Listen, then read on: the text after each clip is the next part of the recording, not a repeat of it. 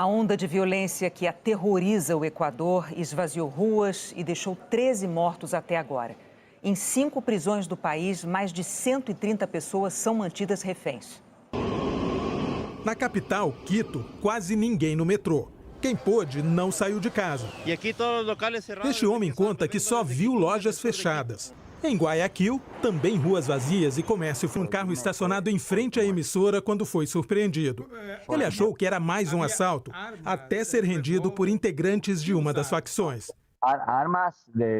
Eles estavam com armas pesadas, me bateram, me amarraram, contou. Eu dizia que estava cooperando e só o que ele falava é que eu ia morrer. A jornalista Lina Manrique, da TC, também ficou sob a mira dos criminosos e contou em entrevista à Globo News que se escondeu em um dos banheiros da redação, depois de ouvir tiros. Me agarraram del cabello, me arrancaron una cadenita que tenía y me golpearon y me llevaron hasta el estudio donde había más personas como rehenes. Y lo que más decían era que nos iban a utilizar para que la policía no entre. Entonces, díganles que no disparen, díganles que no disparen. Cuando ya sabía que la policía estaba allí y que yo estaba así como escudo humano y que tenía un fusil detrás de mi cabeza. Violência fora de controle, Noboa declarou um estado de conflito armado interno e listou 22 facções como organizações terroristas. A decisão deu aos militares amplo poder de combate aos narcotraficantes. O chefe do Comando Conjunto das Forças Armadas, almirante Jaime Vela, afirmou que os bandidos queriam assustar a população e que agora são alvo dos militares. Hoje, durante uma reunião com representantes diplomáticos, inclusive do Brasil, o presidente Daniel Noboa afirmou que o Equador está praticamente num estado de guerra.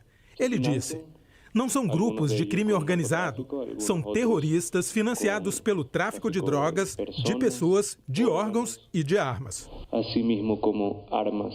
Numa entrevista a uma rádio, Noboa também avisou que juízes que ajudarem os criminosos vão ser tratados como cúmplices ou integrantes de organizações terroristas. O presidente equatoriano anunciou que vai começar a deportar cerca de 1.500 estrangeiros que estão detidos no país, especialmente colombianos, para reduzir a população carcerária. E prometeu apresentar um projeto de lei com medidas na área de segurança pública.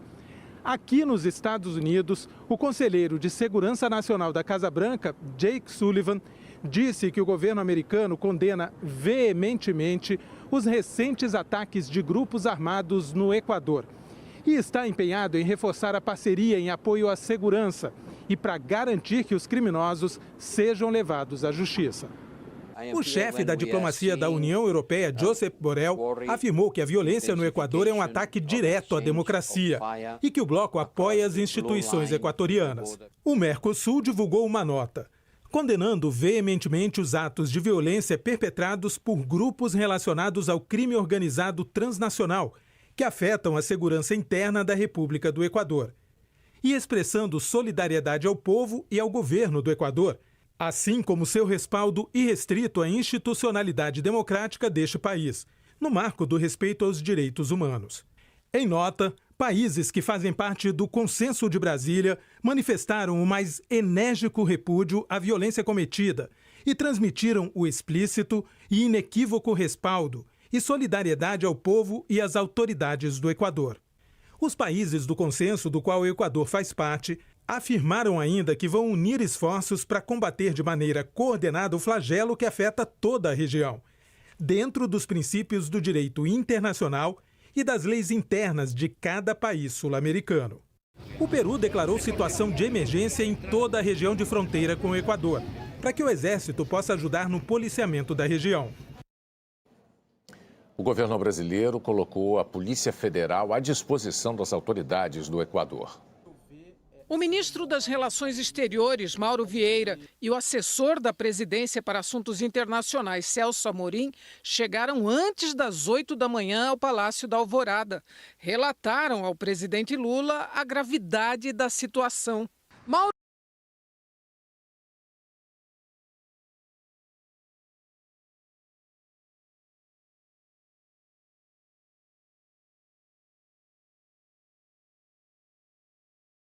Da iniciativa de Lula de retomar o diálogo político na América do Sul e que episódios como esse no Equador reforçam a necessidade de respostas coordenadas entre os países da região. O diretor-geral da Polícia Federal do Brasil, Andrei Rodrigues, colocou a PF à disposição do Equador. Ele conversou com o diretor que viajaram para lá e querem voltar para o Brasil. As fronteiras com o Peru e a Colômbia estão abertas e os aeroportos de Guayaquil e de Quito funcionam normalmente. Quase 3.000 brasileiros moram no Equador. A professora Maria Luísa vive em Quito há 10 anos. Hoje, por exemplo, a rua está bem vazia. É uma rua que normalmente está passando carro, não tem carro, quase não tem ônibus. É realmente esse terror que eles tentam impor. Então é um desafio realmente lutar contra essa sensação de medo, de pânico, de maneira consciente. O irmão do brasileiro que era mantido refém informou agora há pouco que Tiago Alan Freitas foi libertado. Ele tinha sido sequestrado ontem em Guayaquil, a segunda maior cidade do Equador, onde mora. Um dos irmãos dele, Eric, que vive em São Paulo, contou que recebeu uma chamada de vídeo da polícia equatoriana e que conversou com o Tiago. Segundo Eric, o irmão está bem e vai se encontrar com a família. O Itamaraty declarou que foi informado pela família do brasileiro que ele foi libertado e que está buscando confirmar essa informação com as autoridades policiais. Em menos de uma década, a taxa de homicídios no Equador se multiplicou por 6. O Equador era um dos países mais seguros da América Latina até 2016. Para entender como foi dominado pelo crime organizado em 2016 entre o então presidente Juan Manuel Santos e as Farc, cartéis do México identificaram a oportunidade de explorar a rota e se associaram a traficantes do Equador. Amaury Chamorro é consultor político no Equador. Ele explica a atuação dos cartéis mexicanos no país. Eu diria que é uma guerra mexicana no Equador. Então, os grupos, eles respondem cada um cartel e o que eles estão tentando é dominar o território para a saída da cocaína, mas também dominar os mecanismos de lavagem de dinheiro. A economia equatoriana é dolarizada, então é mais fácil lavar o dinheiro do narcotráfico que vem dos Estados Unidos, lavar no Equador do que lavar na Colômbia, por exemplo. De 2015 a 2019, a taxa de homicídios do país se manteve baixa, bem menor que a do Brasil. A partir de 2020, quando foram registrados quase 8 homicídios por 100 mil habitantes, os números começaram a praticamente dobrar a cada ano. Em 2021, a taxa subiu para 13,7, saltou para 25 no ano seguinte, até chegar a 46,5 em 2023. No Brasil, a taxa de homicídios caiu até 2020 e permaneceu em 20 por 100 mil habitantes em 2022. Você pode ser uma grande empresa que precisa entregar os seus produtos, ou você pode ser um vendedor de sorvete numa esquina do país. Você precisa pagar esses grupos criminais uma cota daquilo que você fatura para você poder trabalhar. E caso você não cumpra com aquilo, você pode ser sequestrado, inclusive assassinado. Ao longo dos anos, a capacidade do Equador de combater o narcotráfico foi se deteriorando. Em 2009, o ex-presidente Rafael Correa reduziu a colaboração com a Agência Americana de Combate às Drogas e fechou uma base militar dos Estados Unidos no país. O sucessor, Lenín Moreno, acabou com o Ministério da Justiça, o que levou o governo a perder o controle sobre os presídios, que passaram a ser dominados pelo narcotráfico. O presidente seguinte, Guilherme Lasso, sofreu um processo de impeachment que começou com denúncias de que o cunhado dele teria ligações com corrupção e narcotráfico. Lasso dissolveu a Assembleia Nacional e antecipou as eleições. Agora, o presidente Daniel Noboa pretende recriar o Ministério da Justiça e instaurar tribunais especiais para investigar e julgar traficantes. O cientista político Will Freeman afirma que o combate à corrupção é fundamental para enfraquecer os criminosos. Em nenhum lugar do mundo, o crime organizado cresce sem algum grau de proteção do Estado. O Equador não é uma exceção, diz Freeman. Para Maurício Amoro, o caminho para tirar o Equador da crise passa pela cooperação internacional. A única forma de você conseguir combater é uma união entre todos os países que são produtores e distribuidores dessa cocaína. O Reino Unido e os Estados Unidos impediram hoje um ataque de rebeldes do grupo Houthi contra navios comerciais no Mar Vermelho.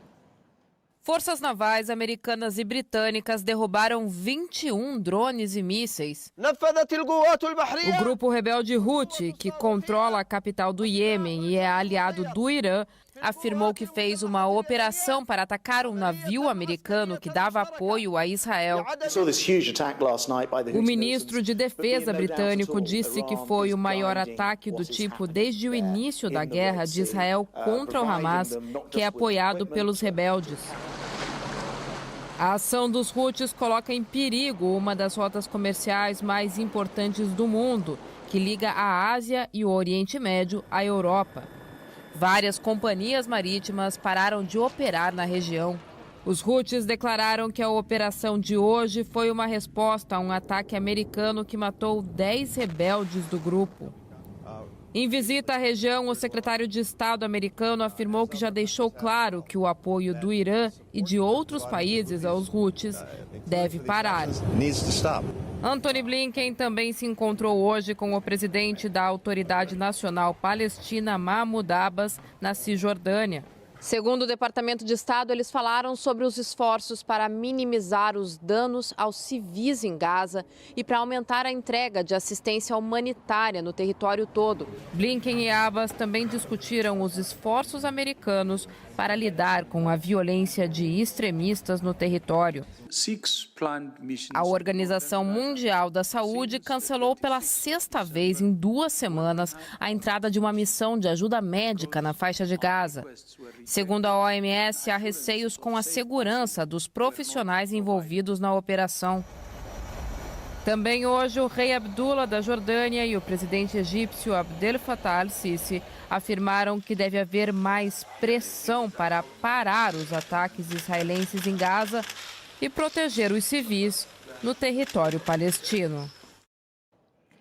O Itamaraty anunciou hoje que o presidente Lula teve um encontro com o embaixador da Palestina em Brasília e que manifestou o apoio do Brasil à ação da África do Sul contra Israel na Corte Internacional de Justiça. Em dezembro, o governo sul-africano acusou Israel de cometer genocídio de palestinos em Gaza.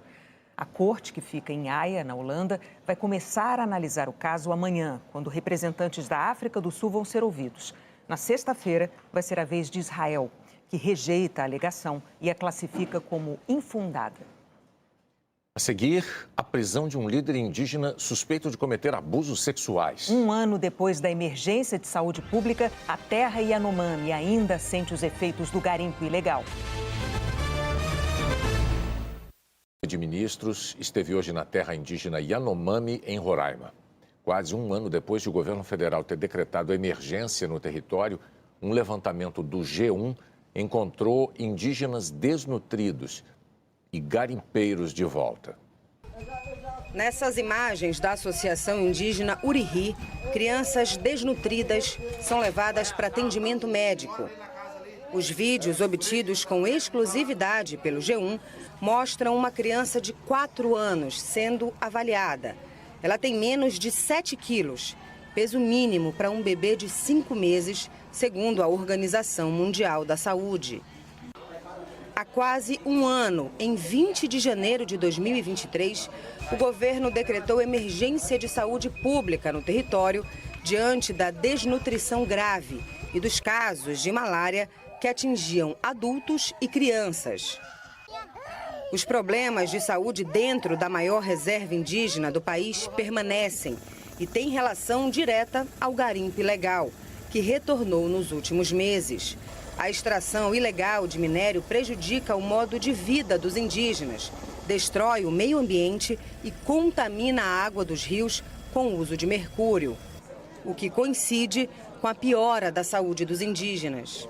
De janeiro a novembro de 2023, 308 mortes de indígenas foram registradas na terra Yanomami. a maioria de crianças de até 4 anos de idade. E de acordo com o Ministério da Saúde, uma das principais causas são doenças relacionadas à desnutrição. Ontem, o governo anunciou que a presença das Forças Armadas e Polícia Federal vai ser permanente na terra indígena Yanomami. E que nos próximos 30 dias quer construir novos postos de segurança na terra indígena e, ao longo do ano, novas unidades de saúde. Hoje, uma comitiva do governo federal desembarcou em Roraima. Os ministros Silvio Almeida, dos Direitos Humanos, Sônia Guajajara, dos Povos Indígenas, Marina Silva, do Meio Ambiente e a presidente da FUNAI, Joênia Wapichana, passaram o dia dentro do território Yanomami, ouvindo as demandas das lideranças dos povos originários. O governo também pretende concentrar representantes de vários ministérios, da Agência Brasileira de Inteligência e da Polícia Federal em uma unidade em Boa Vista chamada Casa de Governo, para gerenciar a crise presencialmente. Emergencial e agora as ações estruturantes, é isso que a gente vai fazer. Segundo o governo, toda a operação vai custar 1 bilhão e 200 milhões de reais. Nós teremos, para 2024, o acréscimo de 3 bases permanentes dentro da terra indígena. Essas bases vão permitir um acesso, um deslocamento a eventuais pontos de garimpo com muito mais velocidade, com muito mais dinamismo, facilitando, então, o trabalho de prevenção e repressão criminosa. O Ministério da Saúde declarou que desde janeiro do ano passado reabriu 7 unidades básicas de saúde na terra Yanomami e mobilizou quase 1.000 profissionais. E que, diante de um quadro grave de desnutrição dos indígenas, reduziu o número de óbitos. No Amazonas, a Polícia Federal prendeu um líder indígena acusado de abuso sexual. Eram 6 horas da manhã quando os agentes da Polícia Federal chegaram à comunidade indígena Muratuba, em Altazes, a 110 quilômetros de Manaus. 22 famílias moram no local. O chefe da aldeia, o Tuxaua Raimundo Nonato Muratuba, de 58 anos, foi preso. De acordo com a PF... Que elas tinham filho, elas precisavam do salário maternidade e elas iam até o Tuxaua e ele solicitava favores sexuais em troca de viabilizar esse benefício. Uma vítima que começou a ser abusada muito cedo, por volta dos 8 anos de idade. 8 anos. 8 anos. Aí, nesse caso, não existia esse componente do benefício, né? A questão mesmo era dessa sujeição dela a uma pessoa mais velha, a uma liderança, alguém que fazia parte daquela comunidade. Segundo a PF, pela primeira vez, uma liderança indígena é presa por suspeita de crimes sexuais no Amazonas. A expectativa dos investigadores é que, com a prisão de Nonato, outras possíveis vítimas procurem a polícia. Nós temos como proteger essas vítimas, né, acolher elas. Então isso é muito importante. É importante que elas falem para que nós possamos saber o que... O ministro do STF, Edson Fachin, anulou a condenação do ex-tesoureiro do Partido dos Trabalhadores, João Vacari Neto, pela Lava Jato no Paraná. A acusação era de desviar recursos de contratos da Petrobras para o PT em 2010. Fachin atendeu a um pedido da defesa de Vacari, que alegou a incompetência da 13ª Vara da Justiça Federal em Curitiba. O caso passa agora à Justiça Eleitoral, que julga acusações de Caixa 2, mesmo quando relacionadas a outros crimes, como corrupção. O ministro Fachin registrou que o novo juiz poderá validar provas, como depoimentos, e medidas cautelares, como bloqueios de valores.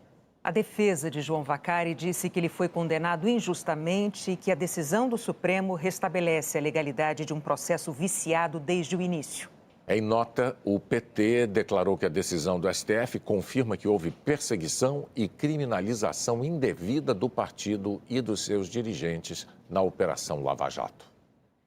A seguir, os danos dos temporais em São Paulo. Alterações no regime de chuvas prejudicam a produção